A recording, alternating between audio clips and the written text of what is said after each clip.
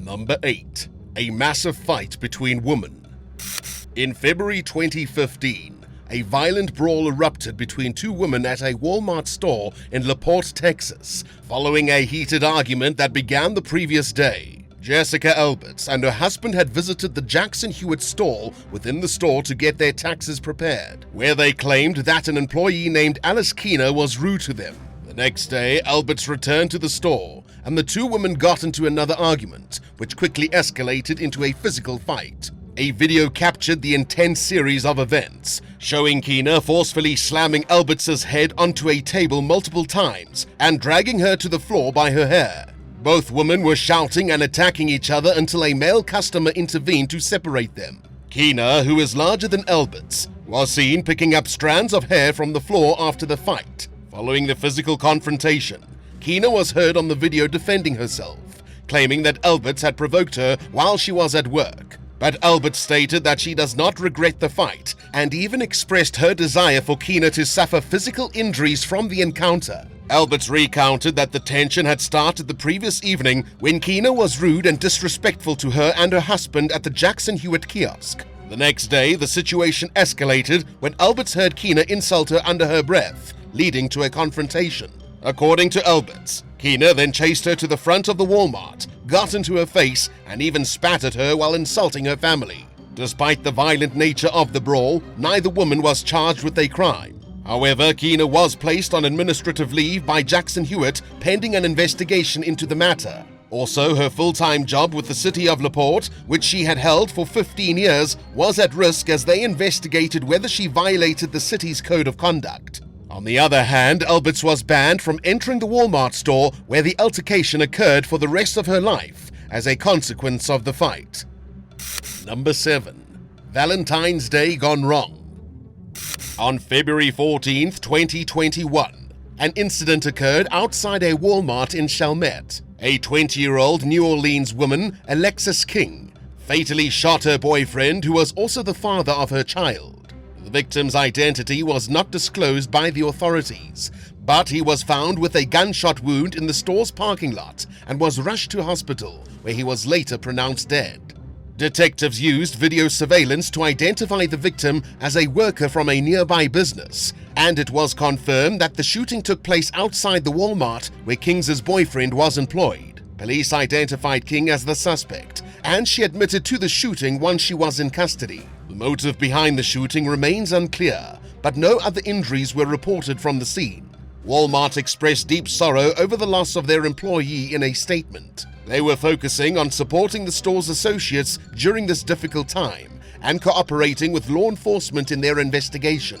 Last anyone heard of the case, King was being held in custody at a jail in St. Bernard Parish. Her initial court appearance was pending, but further details about the proceedings have not been disclosed. Number 6. A woman kidnapped.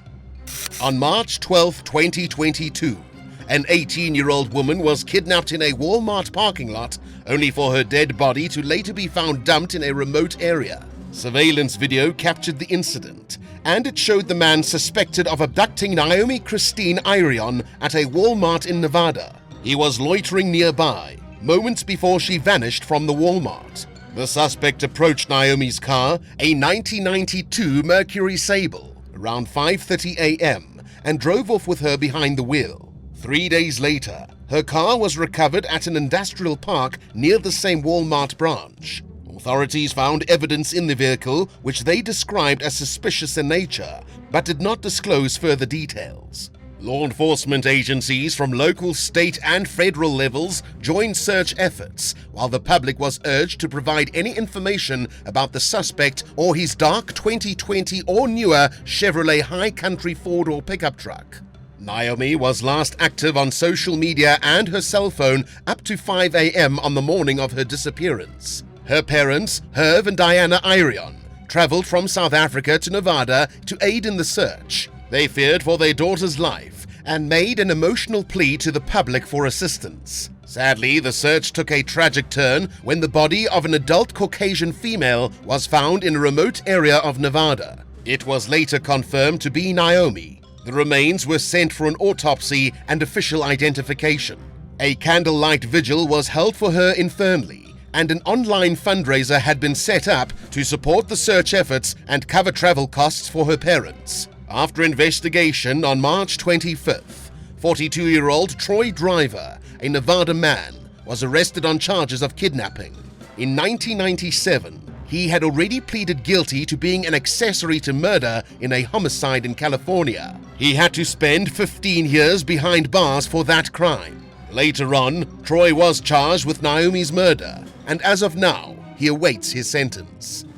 What do you think Troy's sentence should be? Let us know in the comments, and hit subscribe while you're at it. Number 5. Naked man arrested. In February 2022, in Northern California, a distressing incident unfolded on a Greyhound bus where 21-year-old Asadi Coleman began acting erratically and opened fire, resulting in the death of a 43-year-old woman and injuries to 4 others. The incident occurred after the bus made a stop at a convenience store in Orville, a small city about 65 miles north of Sacramento. According to a Butte County sheriff, Coleman started shooting at the passengers as they got off the bus. Officials found a dozen 9mm bullet casings on the bus and a bullet hole through the windshield. The weapon was later recovered from a nearby construction site. Moments before the shooting, Coleman, who had boarded the bus in Redding, alarmed the passengers by displaying a firearm he was carrying in a satchel. He also became agitated, accusing one of the passengers of being an undercover law enforcement officer, and exhibited signs of paranoid behavior. After the shooting, Coleman fled to a Walmart located half a mile away from the bus, where he got into a fight with a customer. He was later arrested, naked, shortly after the fight. The injured victims included a 32-year-old man in critical condition after being shot multiple times, a 25-year-old pregnant woman in critical condition, and an 11-year-old girl in stable condition. Another 38-year-old man was treated for a minor injury and was released from the hospital. Coleman has a juvenile criminal record and is wanted on a warrant in Alameda County for illegal possession of a firearm. In July 2021, Sacramento prosecutors filed felony charges against him for violating firearm access prohibition. He was previously released on bail and had a scheduled court appearance in March. After his arrest in 2022, he was kept in custody, but on the day his first court trial was scheduled, he refused to leave the jail. He was charged with first-degree murder, and as of now, he awaits his sentence. Number 4. A woman deeply offended. On June 4th, 2015, 2 women got into a ferocious fight in Walmart, and one of them encouraged her son to join in. 39-year-old Rebecca Mills initiated the fight with another woman, 34-year-old Amber Stevenson, at an Indiana Walmart, and she was arrested almost 2 weeks after the brawl took place. In the video of the incident, Mills, who was riding a motorized scooter, is seen leaping out to start the fight with Stevenson in one of the store's beauty aisles. Stevenson then told her son to join in the brawl. Stevenson called the Smiley Morning Show on WZPL shortly after the incident and claimed that Mills had used racial slurs against a Walmart employee, leading to the fight. But the employee denies this, and the argument between Mills and Stevenson seemed to have been unrelated. During the fight, bystanders filmed the incident, and Stevenson's son was seen throwing shampoo bottles at Mills. Stevenson defended her son's actions, stating that he loved martial arts and is well cared for, being an excellent student at a Christian private school. After the fight, the police arrived, but no charges were initially filed. The Walmart spokesperson expressed that this behavior was unacceptable, and both Mills and Stevenson were banned from Walmart property. The video of the fight garnered a lot of attention online, with over 1.5 million views within a day. After investigation, Stevenson was charged with neglecting a dependent, contributing to the delinquency of a minor, and disorderly conduct. The first 2 charges stemmed from her involvement in encouraging her 6-year-old son to participate in the altercation. On the other hand, Mills was charged with misdemeanor disorderly conduct. Number 3. A wild family. In April 2015, Police released video footage showing a chaotic brawl in a Walmart parking lot in Arizona that led to the death of one suspect and 2 others shot, including a police officer. The fight involved up to 8 members of the Gaver family and at least 4 police officers, and the video, recorded by a dashboard camera, shows that the altercation lasted for about 7 minutes. The incident began when police were called to the Cottonwood, Arizona Walmart on March 21st, after a report of multiple suspects assaulting a female employee inside the store. Upon arriving at the scene, the suspects were in the parking lot and attacked the officers. The video shows the officers and the Gavers exchanging punches. Attempts to use a stun gun appeared ineffective, leading to the use of batons and firearms to control the situation. During the fight, 21-year-old Enoch Gaver disarmed Sergeant Jeremy Daniels and shot him in the leg. Enoch still had Daniels' gun when Officer Rick Hicks began hitting him with a baton. But when it had no effect, Hicks resorted to shooting Enoch to death. Hicks also shot and wounded David Gaver, who had been on top of Daniels and had charged toward Hicks. After the shooting, additional officers arrived at the scene to bring the remaining members of the Gaver family under control. Cottonwood Police Chief Jody Fanning praises the officers' restraint, noting that they used deadly force only when the Gavers left them no other choice. He believes that the officers' actions were justified and has returned Officer Hicks to patrol duty after a preliminary investigation. The Gaver family is known in Boise, where some members played in a Christian band and posted signs with a biblical verse. The fight with the police escalated when a female Walmart employee was prevented from using the women's restroom and got pushed out of the way. Fanning expressed his confusion over the Gavers' decision to fight the officers instead of simply communicating with them. He believes that the outcome of the incident would have been a misdemeanor citation and no jail time if the situation had not escalated. 5 Gavers were arrested and booked into the Yavapai County Jail on charges including aggravated assault on a police officer, hindering prosecution, and resisting arrest. All of them were put behind bars, but the details of their sentencing are unknown. Number 2. The fatal rusted nail. On June 26, 2015, in South Carolina, a mother named April Jones was awarded $10 million from Walmart after she experienced a traumatic incident while shopping at one of their stores. While walking through the main aisle of the Walmart, Jones suddenly stepped on a rusted nail that went through her shoe and foot, causing immense pain. The situation escalated as Jones developed an infection from the injury, leading to multiple surgeries. Unfortunately, the initial removal of her toes proved ineffective in stopping the infection's spread. She had to undergo 3 separate amputations, resulting in the loss of most of her right leg, leaving her wheelchair-bound.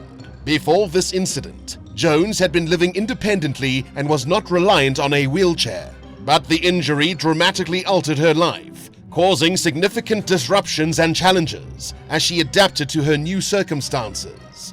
Anastopolo law firm represented Jones in the legal battle against Walmart. During the trial, it was revealed that Walmart's policy required regular sweeps inside the store to ensure safety, but the company failed to provide evidence that these sweeps were performed before Jones's injury. After less than 2 hours of deliberation, a Florence County jury awarded Jones $10 million to recover her past and future medical expenses, which include the need of a prosthetic limb and handicap-accessible upgrades to her home. The jury's decision sends a strong message to Walmart about taking responsibility for the injuries that occur on their premises. Jones's testimony, which lasted for nearly 7 hours, and expert testimony confirming the nail was the cause of the injury, further reinforced the legitimacy of her claim. Number 1. Parking lot hit and run. In September 2022, in Charlotte, North Carolina, an incident occurred at a Walmart parking lot on Thunder Road Northwest. Leon Philip Fortner, a 55-year-old man, lost his life after a confrontation over a parking spot turned deadly. The Concord Police Department got a call around 6:20 p.m. reporting a hit-and-run with injuries at the Walmart location. When emergency personnel arrived at the scene, they pronounced Fortner dead. According to witnesses, Fortner had gotten out of his car to address another driver about the parking spot in question. The driver, later identified as Anthony Scott Amy from Charlotte, reacted aggressively and struck Fortner with his car before fleeing from the scene. Responding to the situation swiftly, investigators found information about the suspect vehicle and identified Amy. They located him at his home in North Charlotte and arrested him. Amy now faces charges of hit and run, a felony offense. He is being held on a $50,000 secured bond and was scheduled to appear in court the same month. The Concord Police Department was actively investigating the incident to gather all relevant details. Unfortunately, Amy already paid his bail and is out of jail for the time being. His sentence is still pending. Which of these Walmart incidents stood out as the strangest to you? Let us know in the comments below, and don't forget to subscribe. Thanks so much for watching, and we'll see you next time on Bad Badger.